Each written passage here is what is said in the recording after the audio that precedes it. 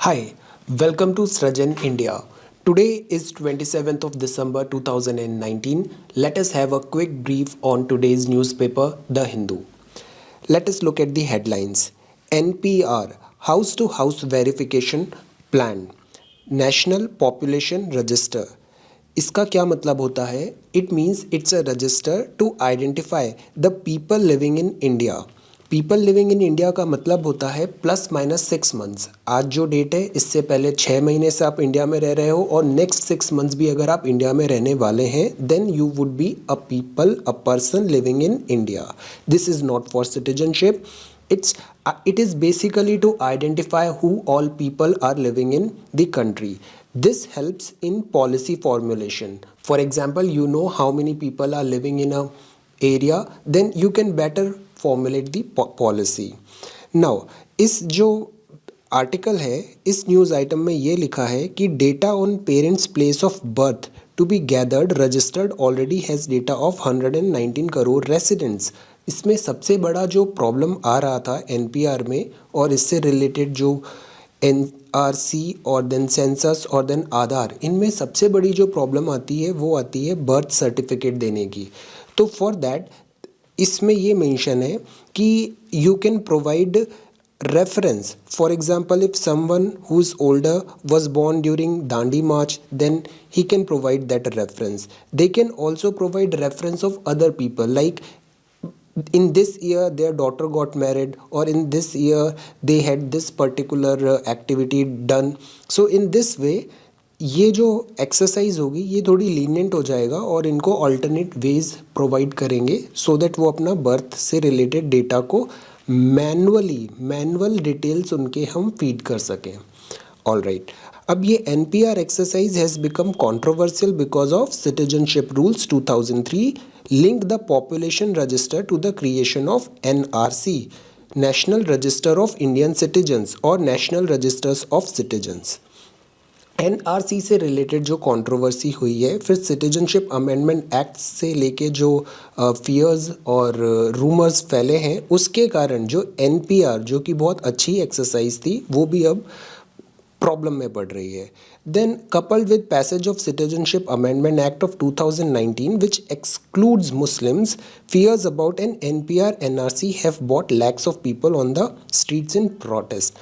Now, see, without any political bias, look at the language. This language is not right. यहाँ पे लिखा है which excludes Muslim. This is not right. See, world का जो population है वो around 700 crore है। इस 700 करोड़ पॉपुलेशन में 24% are identified as Muslims. Their population is around 180 crore all over the world. India का पॉपुलेशन है वो है 130 करोड़। इस 130 करोड़ में 14% पॉपुलेशन मुस्लिम्स है और वो 20 करोड़ इन नंबर है।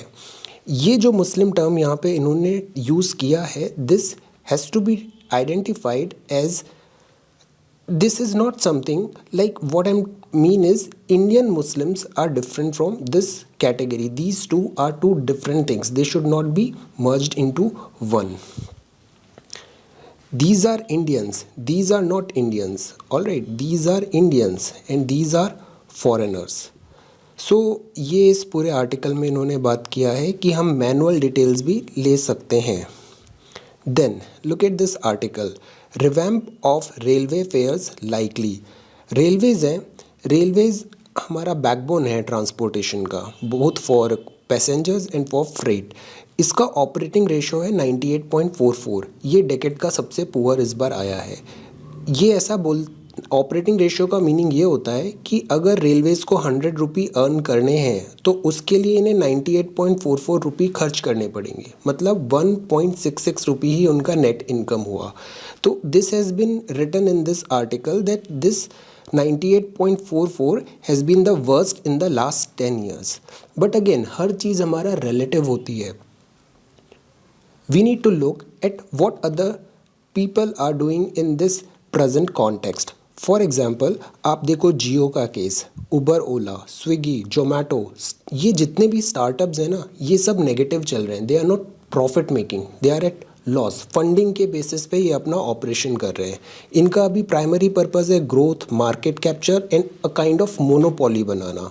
फिर इससे ये भी चीज़ आती है कि ये प्रेडिटरी प्रैक्टिसेस करते हैं, market practices, they try to eliminate the competition, they use their deep pockets to weed out the possible competition from the market.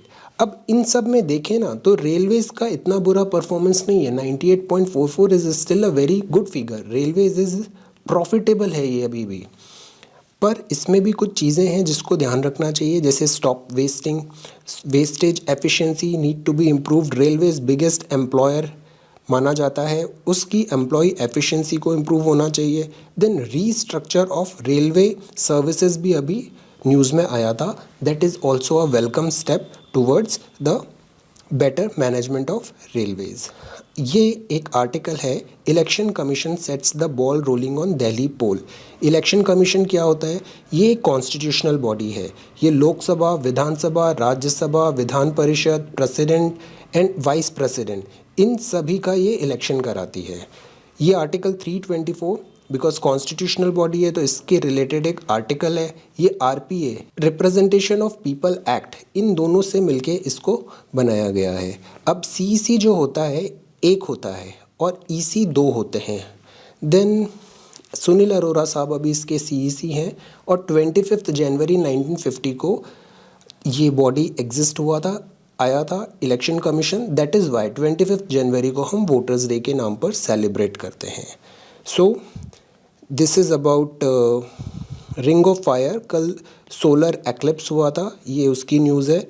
Eclipse मतलब सन है, सन से रेज आ रही हैं, ये अर्थ है, अर्थ का नेचुरल सैटेलाइट है मून। मून अगर इनके सन रेज के रास्ते में आ जाएगा तो ये सन को ब्लॉक करेगा, that would be called solar eclipse. It is a completely scientific phenomenon.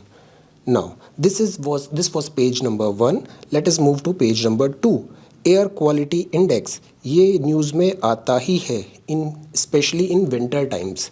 Winter में अभी आप देखो दिल्ली की एयर क्वालिटी सीवियर हो गई है। ये 6 कैटेगरीज होती हैं एयर क्वालिटी इंडेक्स की, है ना, और इसमें 8 पॉल्यूटेंट्स को हम काउंट करते हैं to determine the air quality of a area. Page number 2, page number 3, then this is page number 4, then this is page number 5. Respond to plea of cancer. Cancer क्या होता है? हमारी body carbon form of body है। Then अगर जो sales हैं वो cells grow होते हैं और die, they grow and they die. But अगर मैलिग्नेंट ग्रोथ हो रही है सेल्स की तो उसको बोलते हैं हम कैंसर। इस कैंसर से फाइनेंशियल लॉसेस भी बहुत ज़्यादा होते हैं because it's treatment is very costly. और इसमें यहाँ ये भी लिखा है कि 30% केसेस को हम प्रिवेंट कर सकते हैं कैंसर के। Fire hazards are on rise, Delhi में फिर से फायर एक इशू हुआ है। Then 5 help for running fake currency racket. Fake currency मतलब डुप्लीकेट नोट, काउंटरफीट नोट्स को फेक करेंसी रैकेट बोलते हैं। ये एक टाइप ऑफ इकोनॉमिक टेररिज्म होता है। इंडिया में जो फेक करेंसी आती है that comes from Nepal, mostly from Nepal, Pakistan and Bangladesh. This is page number 6. Now this is page number 7. This is page number 8. What do you mean by crowdfunding? What do you mean by crowdfunding? Crowd funding का मतलब ये होता है कोई भी business करना है, entrepreneur हो तो उस बिजनेस को स्टार्ट करने के लिए, रन करने के लिए you would need some funding, some money. अगर वो मनी आपको नहीं मिल रहा है तो इंटरनेट में, डिजिटल एज में ये एक प्रैक्टिस आई है कि आप लोगों को छोटा छोटा अमाउंट बहुत सारे लोगों से जनरेट कराओगे, that would be called crowd funding. Entrepreneurs social causes या एनवायरमेंटल कॉजेज़ के लिए पीपल लाइक टू कंट्रीब्यूट। अब ये जो बहुत सारे लोग हैं जिन्होंने थोड़ा थोड़ा पैसा आपको दिया है आपका बिजनेस और आपका पर्पज़ रन करने के लिए, ये या तो डोनर हो सकते हैं या शेयर होल्डर हो सकते हैं। अब इस हेडलाइन में ये क्राउड फंडिंग इन्होंने ली है to help kin of fire victims, तो इसमें ये mostly donor kind of crowd funding है। तो इससे small amount of money from a large number of people, that is called crowd funding. ये अमजद अली खान है, ये सरोद बजाते हैं। देन लुक एट दिस, ये tribal mauled to death by tiger in Wayanad. अब देखो ये एक बात नोट करने वाली है कि 99% केसेस में tiger do not attack human. जितने भी वाइल्ड एनिमल्स होते हैं वो यूजुअली मैन पे, ह्यूमन बींग्स पे अटैक नहीं करते हैं, but still man animal conflict is on rise. इसका रीज़न क्या है? राइजिंग पॉपुलेशन, स्पेस कंस्ट्रेंट हो रहा है मैन के लिए भी और वाइल्ड एनिमल्स के लिए भी। तो इसमें हम ना तो वाइल्ड एनिमल्स को ब्लेम कर सकते हैं, ना ही ब्लेम कर सकते हैं ह्यूमन बींग्स को। What we need to do is we need better planning, better management, so that दोनों के एरिया ओवरलैप नहीं करें और एक पैडिंग हम दोनों के बीच में मैन एनिमल कॉन्फ्लिक्ट को अवॉइड करने के लिए मेंटेन कर सकें। Then this is about fast track courts. देखो 2000 में और अभी भी हम देखें तो around 3 crore cases are pending in courts, in different courts. 2000 में, ईयर 2000 में 1700 फास्ट ट्रैक कोर्ट्स एस्टेब्लिश हुए थे। इनका पर्पस था कि केसेस को जल्दी जल्दी हियरिंग देना और उनको कंक्लूजन पे लाना, डिसीजन देना उन्हें। 2005 आते आते इसमें 5 इयर्स के लिए हम टेम्पररी पीरियड के लिए लाए थे fast track courts. Then fast track court को फिर एक्सटेंशन 2011 में मिला ड्यूरिंग निर्भया केस। देन 2015 अब 6 इयर्स के लिए इन्हें फिर एक्सटेंशन मिल गया है। The sole purpose of these fast track courts is to speed up the legal proceedings. अब देखो, look at this article, Nambi Narayanan to get 1.3 crore. ये क्या है? ये एक इसरो के साइंटिस्ट थे। ये इसरो के साइंटिस्ट 1994 पे इन पे अलिगेशंस लगे कि he is involve in espionage, spying, तो इसलिए इनको अरेस्ट कर लिया गया। इनका पूरा करियर नहीं हो पाया। देन अब 2018-19 आते आते ये पता चला कि ये जो infamous ISRO spy scandal case हुआ था, ये एक करेक्ट नहीं था, दैट वाज रॉन्ग। तो इसलिए कोर्ट ने अब बोला है कि आप, बिकॉज इनके इतने ईयर्स ऑफ लाइफ चले गए, सो उनको कंपनसेशन दो 1.3 करोड़ में। So this talks about a very important thing which is called post truth, media judgement. And judiciary भी हमारी स्लो है। हमारे जुडिशरी में एक चीज़ होती है that is called Manu code. Manu code ये बोलता है कि 1000 criminals can get away, that is acceptable, but किसी भी एक इनोसेंट को गिल्टी प्रूव नहीं होना चाहिए। ये हमारे जुडिशरी, हमारे लॉज का बेसिस रहता है। बट यहाँ पे एक इनोसेंट को आपने 20 more than 94 to 2017 more than 25 around 25 years of life उनका आपने, because of this false thing, he lost so much amount of time. So that is why be slow with passing on judgment. At the same time, espionage, honey trapping is real, so we need to find a fine balance between the two. Then comes page number 9. Scientists get airborne for spatial view of the eclipse. Then this is again, ये एक बहुत poignant pause है। ये बहुत दुख की बात है कि इन 21st सेंचुरी जब हम एक्लिप्स देख रहे हैं, साइंटिफिक फिनोमिनन पता है, कुछ जगह पे हाफ बरियल ऑफ चिल्ड्रन किया सो दैट उनको एक ये फॉर दैट सुपरस्टिशन। देन एक आहार केंद्र है ओडिशा में, यहाँ पे भी ड्यूरिंग एक्लिप्स ऐसा सुपरस्टिशन है कि आपको कुछ खाना नहीं चाहिए, तो ये आहार केंद्र ने अपना खाने का स्टॉल्स बंद कर दिए थे दैट टाइम पे। So seeing the poor eat open at आहार केंद्र during the eclipse could have compelled the others to reconsider whether their superstitious belief of not having food during eclipse is a scientific decision और not. ये एक चीज़ इन्होंने यहाँ पे highlight किया है। देन ये यूजीसी की बात आई है। यूजीसी एक स्टैट्यूटरी बॉडी है। It is formed by a law of by a act passed by the parliament 1956। Statutory body है, एचआरडी ह्यूमन रिसोर्स डेवलपमेंट के अंदर आती है। ये टेक केयर करती है हायर एजुकेशन को। इसने बोला है ethics in higher education is a must, education without ethics is useless. Then let us move to the editorial. ये एंडलेस वेट है, फर्स्ट सेक्शन है एडिटोरियल का। अफ़गानिस्तान में अभी इलेक्शंस हुए। इलेक्शंस में अशरफ गनी प्रिलिमिनरी रिजल्ट्स में आगे चलते हुए बता रहे हैं, बट उनके जो राइवल है अब्दुल्ला, उन्होंने ये इन पे लगाया चार्जेस कि बहुत सारे वोट्स जो है वो फ्रॉड है, वो कैंसिल हो सकते हैं। तो इसलिए इलेक्शन के रिजल्ट्स आर नॉट फाइनल। ये इलेक्शंस अगर बहुत ज़्यादा वोटर कैंसिलेशन होता है तो हो सकता है इसके रिजल्ट्स भी चेंज हो जाए और उस केस में सेकेंड राउंड भी होगा। अब अफ़गानिस्तान में बड़ा डिफ़िकल्ट अभी ट्रांजिशन पीरियड चल रहा है। वहाँ पे तालिबान फॉर्म ऑफ गवर्नमेंट भी है और एक है democratic form of government. US Afghanistan से पुल आउट कर रहा है, वहाँ से हटना चाहता है। तो यूएस ने अभी तालिबान टॉक्स भी स्टार्ट कर दिए थे ताकि वो तालिबान से भी एक पीसफुल विड्रॉवल कर सके और अफ़गानिस्तान को एक बेटर पोजीशन पे छोड़ के यूएस वहाँ से निकल सके। बट ये टॉक्स अभी कुछ टाइम पे होल्ड पे चली गई थी, अभी ये वापस फिर रिज्यूम होने वाली हैं। At the same time India का 2001 से ये स्टैंड रहा है कि विल नॉट सेंड बूट्स, मतलब मैन ऑन ग्राउंड नहीं जाएगा, हमारे soldiers will not go to Afghanistan, but will provide you the financial assistance, the development assistance, soft power use करेंगे। We bat for stable government in Afghanistan. We have provided the parliament, Salma dam का formation हुआ है, schools, buildings, finances.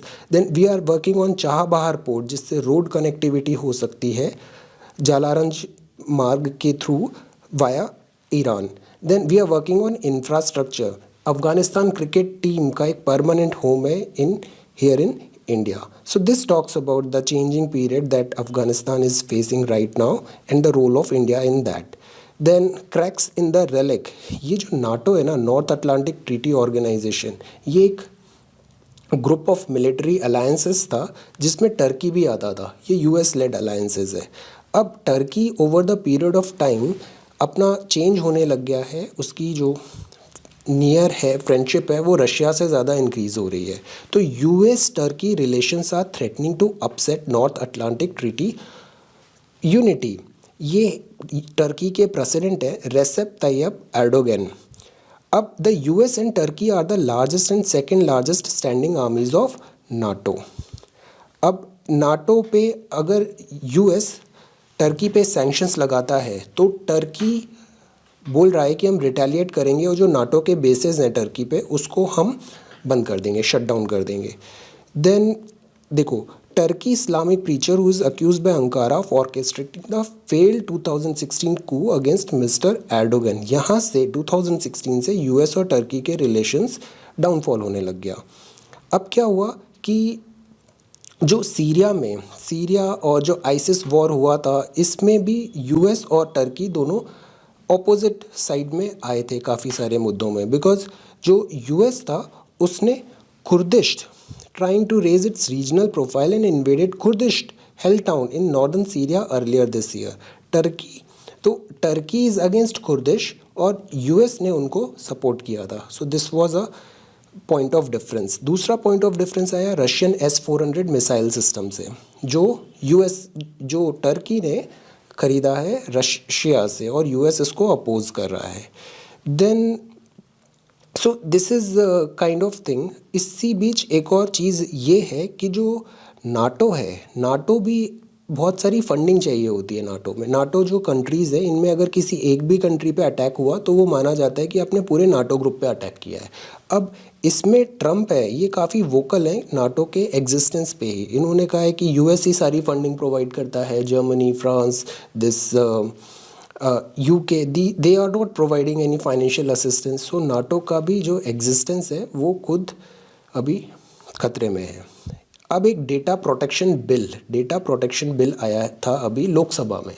इस लोकसभा में bill में बात किया था कि जो हमारा डेटा होता है उससे रिलेटेड हमें क्या मेजर्स लेने चाहिए for its protection. Because you know many of the companies which are providing services to us, they have their data centres lying outside India. So इस आर्टिकल में अपार गुप्ता जो एक लॉयर हैं और इंटरनेट फ्रीडम फाउंडेशन के एग्जीक्यूटिव डायरेक्टर हैं, इन्होंने बताया है कि ये जो बिल है इसमें भी बहुत सारे लूप होल्स हैं। इस बिल में प्रॉब्लम ये है कि फॉर एग्जांपल आपसे डेटा लिया गया है for one purpose and you can not use that data for some other purpose. For example you know these companies, shopping companies, online shopping companies, they ask your number so that they can make you a delivery. But अगर वो उस number को cell कर देंगे किसी third party को और वो थर्ड पार्टी आपको स्पैम करने लग जाए, आप पे एस्पियोनेज, आप पे स्पाइंग होने लग जाए, then that would be against the laws and ethics. तो इस पूरे आर्टिकल में ही has basically appreciated that India ने एक डेटा प्रोटेक्शन बिल लेके आए हैं, but at the same time there are fine lines. इससे जो गवर्नमेंट है वो बहुत ज़्यादा आप पे स्पाई कर सकती है, आप पे बहुत ज़्यादा निगरानी की जा सकती है गवर्नमेंट की। So we need to address these fine और हिडन लाइंस जो हैं इस बिल में, उसको एड्रेस करने की ज़रूरत है। फिर ये आर्टिकल है Assam's identity fears face up to divisive politics. इसमें ये बताया है कि जो असम है, असम हमेशा से एक बहुत स्पेशल केस रहा है। असम में जितने भी बाहर से लोग आके बस जाते हैं, उससे असम की जो लोकल एथनिसिटी है, आइडेंटिटी है, उनकी लैंग्वेज है, वो खतरे में पड़ती हुई आती है। अब जो all over India citizenship amendment act का जो प्रोटेस्ट हो रहा है, that is for religion based discrimination. But जो असम में प्रोटेस्ट हो रहा है, असम में नॉर्थ ईस्ट में, दे आर प्रोटेस्टिंग बिकॉज ये जो बिल है इससे 2014 तक जो बांग्लादेश से हिंदूज़ इसमें आ गए थे असम वैली में, वो अब वहाँ के सिटीजन बन जाएंगे। सो इससे वहाँ पे डेमोग्राफी बहुत सिग्निफिकेंट चेंजेस आएंगे। Granting citizenship to Bengali Hindu immigrants up to December 2014। अब इसकी बैक स्टोरी ये है कि जब 1971 में जब बांग्लादेश लिबरेट हुआ तो मास माइग्रेशन हुआ, बहुत सारे लोग इंडिया में आ गए। देन असम अकॉर्ड आया, असम अकॉर्ड में, और उसके बाद ये 1985 में ये बात हुआ कि Bengali speaking Muslim and Hindu immigrants from 51 to 71 उनको हम इंक्लूड कर लेंगे। इनका हमने अभी हाल फिलहाल में एनआरसी का भी बात हो गया। बट अगर सीएए आ गया तो ये 71 की डेडलाइन एक्सटेंड होके हो जाएगी 2014 की। तो इस पीरियड में भी जो इलीगल माइग्रेंट्स आए हैं from Bangladesh and who are Hindus, उनको भी यहाँ की सिटीजनशिप मिल जाएगी। अब इसमें भी ये बात नोट करने वाली है कि जो सिटीजनशिप अमेंडमेंट अप्लाई होता है वो केवल ब्रह्मपुत्रा और बराक वैली ऑफ असम में भी होता है और कुछ एरिया त्रिपुरा में और मेघालय में, जबकि जो दूसरे स्टेट्स हैं वो इनर लाइन परमिट से सेफ है। आईएलपी एक मैकेनिज़्म है जिसमें ये इंश्योर करता है कि नॉर्थ ईस्ट के जो ये स्टेट्स हैं यहाँ पे आप आउटसाइडर्स का एंट्री नहीं हो सकता, even if those outsiders are Indians, mainland India से वहाँ पे नहीं जा सकते हैं। सो इन्होंने बहुत ब्यूटीफुली इस पूरी चीज़ को एक्सप्लेन किया है। You read this article on your own. Then इसमें again letters to the editor में डिफ्यूजिंग द टेंशन। देन यहाँ एक बहुत अच्छी बात कही है इन्होंने, the net result is a nationwide reaction with each section interpreting the same page to its own understanding. CAA जो आया है वो बहुत कम लोगों ने ओरिजिनल टेक्स्ट से पढ़ा होगा, हर एक ने उसमें अपनी अंडरस्टैंडिंग, अपना इंटरप्रिटेशन लाके इंटरनेट में फैला दिया। The feverish attempts at translation by every stake holder can be tone down. इसको रोकने की बहुत ज़रूरत है। If not be subdued only when the Supreme Court gives its ruling on the CAA. We have seen how a simple referendum, अच्छा इसमें रोकने की ज़रूरत है। साथ ही हमें ये भी देखना चाहिए कि जैसे ब्रेग्जिट हुआ था, ब्रेग्जिट मतलब यूके में, यूके अपनी बहुत पुरानी डेमोक्रेसी है। अब इतना ब्रेग्जिट होने के बाद वहाँ पे भी यही हुआ, मिस इन्फॉर्मेशन हुआ, लोग इनडिसाइसिव हो गए। तो फॉर 4 years यूके सफ़र किया है। We should not throw our self Indian democracy in such type of crisis. So we need to be more mature और हमें फीवरिश अटेम्प्ट नहीं होना चाहिए। We should tone down our judgments. So this is what they have talked about. Then locust on the rampage, कल एक news में हमने cover किया था, ये जो टिड्डे होते हैं, ग्रास होपर्स होते हैं, इनका अटैक हुआ था और राबी की जो क्रॉप है वो खतरे में है। तो इसके बारे में इन्होंने बात किया है कि इसमें हमें इंडिया पाकिस्तान या इंटरनेशनल बॉर्डर्स नहीं देखनी चाहिए, बिकॉज जो नेचर्स फ्यूरी होती है ये बॉर्डर्स को नहीं देखती है। ये इंडियन फार्मर्स को भी अफेक्ट करेगी, पाकिस्तान फार्मर्स को भी अटैक करेगी। So we need to iron out our difference and look at the bigger picture.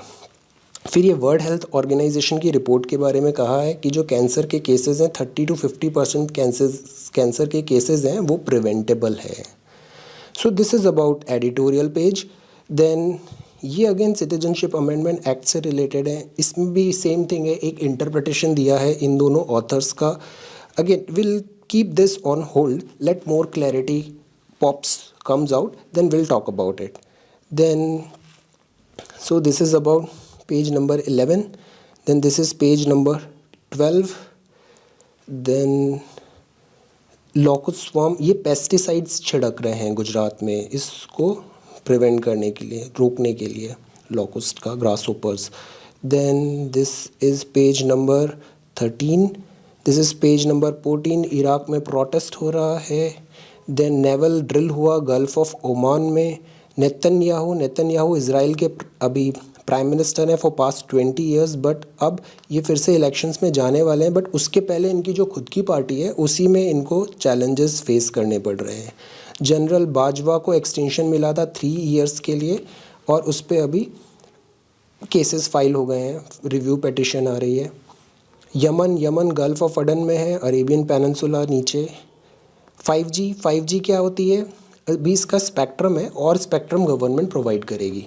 5th generation of mobile this internet connections and all. So 5th generation connectivity में 2 बहुत अच्छी चीज़ें हैं, एक है लेटेंसी, दूसरा है स्पीड। लेटेंसी मीन्स कितना टाइम लगता है इंफॉर्मेशन टू एंड फ्रो में, तो लेटेंसी इसमें 1 मिली सेकेंड हो गई है। 4G में अराउंड 10 मिली सेकेंड से ज़्यादा होती है, इसमें 1 मिली सेकेंड हो गई है। This is a huge step. इसका मतलब है रियल टाइम इंफॉर्मेशन फ्लो हो सकता है।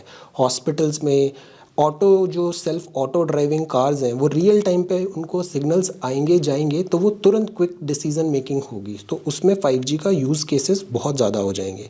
मिलिट्री में, देन गेमिंग में, वर्चुअल रियलिटी में, there are endless use cases for 5G। And the second is speed बहुत अच्छी मिलेगी 5G में, 100 टाइम्स बेटर देन 4G ऐसा बोला जाता है। ऑयल की प्राइस बहुत लो चल रही है, $68 पे पहुंच गया है। अब ये IL&FS क्राइसिस बार बार न्यूज़ में आता है। I will tell you it in brief कि ये जो है ना, ये infrastructure leasing and financial services, ये नॉन बैंकिंग फाइनेंशियल कंपनी थी, ये मुंबई में बेस्ड है। ये डिफ़ॉल्ट कर गई पेमेंट पे। क्यों कर गई? बिकॉज उसके पास लिक्विडिटी नहीं थी। ये अपने कमर्शियल पेपर्स को भी ऑनर नहीं कर पाई। लिक्विडिटी उसके पास अचानक से कम क्यों हो गई? बिकॉज वो मिसरेड किया उसने, वो मार्केट को रीड नहीं कर पाई। उसके जो एसेट्स हैं वो लॉन्ग टर्म में उसको रेवेन्यू आना था, शॉर्ट टर्म में रेवेन्यू नहीं आया, तो दैट इज़ वाई वो टाइम पे पेमेंट नहीं कर पाई। ये बहुत बड़ा चैलेंज इसलिए हो जाता है बिकॉज ये कैस्केडिंग इफेक्ट होता है, इससे सेंटिमेंट्स डैम्पन होते हैं और इसके जो इन्वेस्टर्स हैं जो इसमें इंफ्रास्ट्रक्चर लीजिंग फाइनेंशियल कंपनीज़ में शेयर होल्डर्स हैं, LIC है, इसमें सेंट्रल बैंक ऑफ इंडिया है, तो इन पे भी, इनकी फाइनेंशियल हेल्थ पे भी वो परकोलेट हो जाता है। अब इसमें सेबी ने फिर इन पे ये जो रेटिंग एजेंसीज़ हैं जैसे केयर, ICRA, इनको सेबी ने पीनलाइज़ किया है। सेबी क्या है? स्टैट्यूटरी बॉडी है, 92 में स्टैट्यूटरी बनी थी, securities and exchange board of India. ये मॉनिटर करती है कि कोई रॉन्ग डूइंग तो नहीं हो रही है, सो इसने इन्हें ऐसे पीनलाइज़ कर दिया है। Then this is page number 15. Now this is page number 16. Showcase. This is showcase. This is sports, and this is sports. This is sports. This is sports. So thank you so much for watching today's video. Take care.